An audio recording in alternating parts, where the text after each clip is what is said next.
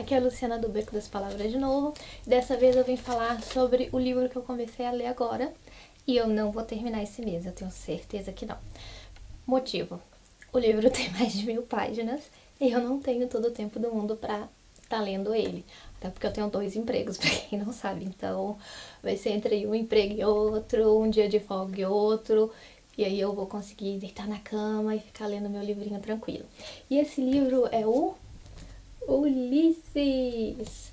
Eu ganhei esse livro há muito tempo pela Penguin, na época que eu era moderadora do clube de leitura deles. E por conta da demanda, da quantidade de livros que eu tinha com as editoras que eu tinha contrato e parcerias, e também clube de leitura, mas os outros livros que eu queria ler, eu tinha sempre que escolher um livro que eu realmente queria ler. Então muitas vezes eu posterguei esse. Eu fui ler Os Miseráveis, eu fui ler Guerra e Paz, eu fui ler outros livros que eu queria ler. Mas aí eu achei que esse era o momento de ler. Peguei o livro e falei, vou ler, eu quero ler esse livro. E eu acho que foi um momento bom. Uma das coisas que eu queria passar, assim, a primeira coisa, eles falam que esse livro é muito difícil. Eu até vi alguns outros vídeos, pesquisei algumas coisas falando sobre os motivos. Uma das pessoas falou que era por conta da cultura irlandesa, que não se entende e fica um pouco complicado de entender o que eles estão falando. Então aí eu resolvi, por que não desmistificar, olha eu falando errado, desmistificar essa questão dos erros aí, das dúvidas que as pessoas têm quanto a Ulisses em relação à cultura irlandesa. Por quê? Moro na Irlanda, fazer o quê, né? Então eu resolvi falar um pouquinho do que eu vi agora nas primeiras páginas. Eu tô bem no inicinho mesmo, eu tô na página 140 mais ou menos. E a introdução do livro é bem grande, então pode ter certeza assim que o livro mesmo em si eu não li muito. Então, algumas coisas que ele falou aqui que eu achei interessante. Logo no início do capítulo, ele fala sobre uma torre, que é onde eles estão morando. Literalmente é uma torre, é uma pedra bem grande que as pessoas simplesmente colocavam ali os soldados para ficarem de olho se vinham algumas pessoas, alguns inimigos para atirar. Essa torre que ele fala especificamente, ela existe, ela fica no condado de Dunleary, que ela se tornou um bairro de Dublin, mas ela é um condado separado, mas dá pra ir pra lá com o Dublin Bus tranquilo e é um lugar maravilhoso, assim, de todos os lugares é o meu favorito. Eu tenho várias fotos no Instagram de lá. Toda vez que eu ia, porque teve um tempo que eu trabalhei lá, eu chegava lá e eu ficava sem ar, assim, na hora que eu vi aquele marzão lindo, assim, é deslumbrante. E exatamente uma das casas que eu tinha que ir trabalhar era exatamente a poucos metros dessa torre. Eu visitei essa torre uma vez, eu vou procurar algumas imagens e tudo, qualquer coisa eu volto lá e tiro umas fotos, mas ela é muito linda, simples, pedra mesmo, escura, e conta a história que o próprio James Joyce, ele dormiu 2 noites naquela torre. Era um amigo dele, tava lá, e ele dormiu junto com esse amigo e, se não me engano, uma outra pessoa. E um desses, ele teve ele tinha problemas de pesadelo e tudo, e ele acordou e ele tinha uma arma, e ele começou a atirar. O James Joyce saiu correndo. Mas ele gostou tanto dessa experiência, desse lugar diferente, que ele foi e colocou como início do livro, que é onde o Dédalus, ele tá fazendo a barba logo ali. E ela realmente fica de frente pro mar. Ali em Dunleary, ele tem uma baía maravilhosa. A diferença da baía é que aí vocês já vão conseguir imaginar quando vocês estão vendo. Ela não tem, a praia é de pedras, ela não tem areia. Então, em todo lugar que você anda tem pedras. Quando ele fala, tá sentado numa pedra, tá sentada na outra, é porque só tem pedra mesmo ali. É um lugar muito bonito mesmo. Eu vou depois fazer um texto no Beco e vou colocar as fotos ali pra vocês darem uma olhada. É maravilhoso. E logo ali naquele local, ao mesmo tempo, tem um bairro chamado Sandy Cove. Então tem uma parte que ele fala ali, eu quero leite de Sandy Cove. É porque ele quer um leite local, ele quer um leite fresco. É mais ou menos isso que ele tá falando. O Sandy Cove, que ele diz, na verdade é o bairro, que bem ali em Dunleary mesmo, exatamente onde tá essa torre que ele menciona e que eles estão ali no local. Tem uma parte também que ele fala assim que o menino começou a falar irlandês e ele pergunta pra empregada, você entendeu o que ele falou? E aí ela falou não, e aí ele fala, ele tava falando irlandês. O que acontece? A Irlanda, ela foi por muitos anos, como no Brasil, ela era simplesmente uma colônia e ela era liderada pela Inglaterra. Antes disso foi com os vikings e depois a Inglaterra dominou esse local aqui. Então ela colocou o inglês como língua oficial. Aconteceu por muitos anos de que a maioria das pessoas elas não aprendiam mais irlandês. Ainda se fala irlandês aqui, o irlandês ele é falado principalmente nas cidades do interior.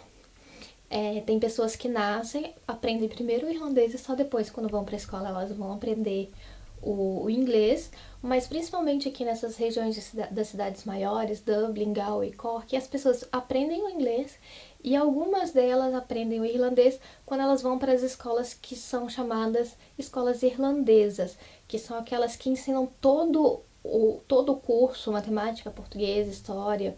Português não, né, gente, porque eles não aprendem mais. Todas as disciplinas, geografia, história, matemática, tudo em irlandês. Então, é ali que as crianças vão aprender o irlandês. Então, existem sim muitas pessoas aqui na Irlanda que não falam irlandês. É menos do que naquela época do Ulisses, por quê? Porque alguns anos atrás, depois que a Irlanda se tornou um país livre, conseguiu sair da dominação inglesa, eles decidiram que o irlandês tinha que ser uma língua predominante de novo. Então hoje todas as placas elas estão escritas em inglês e em irlandês. Até durante o ônibus, quando aquela mocinha fica falando ali as paradas que tem do ônibus, igual no metrô, a gente não tem metrô aqui, mas fica falando do mesmo jeito dentro do ônibus, ela fala inglês e fala irlandês. Então sempre vai ser desse jeito. Ele mostra como se fala cada um dos locais em inglês e irlandês, nas placas também, então é interessante. Só que nem todo mundo fala irlandês, então é por isso que ele comenta com a menina se ela sabe ou não falar. Uma outra coisa que tá ali logo no inicinho é sobre eles estão falando sobre o O'Connell. Porque o O'Connell ele fez isso na época do O'Connell, antes do O'Connell. Quem é o O'Connell? O'Connell foi um cara, um político daqui, que ele lutou muito pela liberdade dos irlandeses. Ele fez todo o possível para mudar essa situação que eles viviam. A Irlanda viveu por muito tempo um momento em que eles eram dominados como o Brasil era dominado por Portugal. Aquela época em que a gente tinha que pegar todo o nosso ouro, todo o nosso açúcar, todo o nosso pau-brasil e mandar para Portugal, e eles que ficavam com os lucros. Aqui também era assim, eles faziam as plantações deles, eles tinham que mandar tudo para lá. E foi por isso que também vai se falar aqui um pouco, na parte que eu estou falando sobre isso, sobre a Grande Fome e o O'Connell, porque houve uma época em que eles tinham que mandar tudo para fora, eles tinham que mandar tudo para a Inglaterra. Tanto que os donos de grandes fazendas, eles eram ingleses e eles sequer moravam aqui. Eles simplesmente mandavam plantar as coisas e mandavam para lá. Então o que aconteceu? Aqui tem muito verde, tem gado, eles têm uma condição de gado leiteiro suficiente para manter toda a ilha, mas naquela época eles tinham que mandar tudo para a Inglaterra. Então o que acontecia? Por esse tempo, principalmente na época do O'Connell ali, que foi considerada a Grande Fome, eles só comiam batata. A grande maioria da população só comia batata para sobreviver. Antigamente era pão, leite e alguns legumes, mas chegou um ponto em que eles só tinham batata para comer, porque não vendiam essas coisas. E aí, o que aconteceu na Grande Fome, que uma parte que ele estava começando a falar sobre febre aftosa e tudo mais, eles começaram a ter, não só aqui, mas na Europa toda, um grande problema que as batatas estavam tendo muita peste, estava dando muito problema com as batatas, elas não estavam brotando, elas vinham estragadas, vinham vários bichos e destruíam. E os irlandeses depois, a batata tá podre, a batata não tá crescendo, não tá dando, eles começaram a passar fome. E essa foi a pior época que a Irlanda passou, porque o que aconteceu? Pois cerca de 1 milhão de pessoas morreram de fome, mas outro 1 milhão imigrou para o Canadá ou para os Estados Unidos porque a situação aqui estava miserável mesmo, muito ruim mesmo.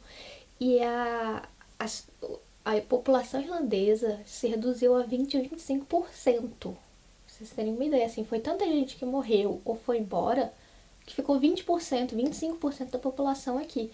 Então, assim, imagina, não tinha quase ninguém. E a Inglaterra não fez nada. Durante esse tempo, eles simplesmente não quiseram ajudar em nada, não deram comida, não deram nada. Isso foi um dos grandes fatores para eles também lutarem pela sua liberdade. Eles tiveram a liberdade também um pouco tardia, mais tardia do que a gente. E eles sofreram muito, muito mesmo. Então, assim, eu já percebi que no livro ele fala um pouco, não se passa nessa época, mas eles comentam sobre um pouco essa situação que aconteceu e até o O'Connell. Esse O'Connell foi uma das grandes pessoas, um dos grandes nomes que os irlandeses têm aqui, que fizeram a luta deles se tornar grande, se tornar realidade. Tanto que hoje a rua central de Dublin, bem no centro de Dublin, no coração de Dublin, é a O'Connell Street, que é em homenagem ao O'Connell. Então aí vocês estão sabendo um pouquinho mais. À medida que eu vou lendo, eu vou trazendo mais situações, coisas que eu fui vendo, que são coisas do meu dia a dia, coisas que eu passei, dos locais, o que era. Eu espero que vocês gostem e espero mesmo que vocês tenham interesse também em estar lendo Ulisses, que até agora eu tô gostando bastante e não tá tão difícil quanto parece, viu? Então, ó, não fiquem aí com medo do livro. Não julguei ele pela capa, muito menos pelo tamanho. Até agora, eu tô adorando.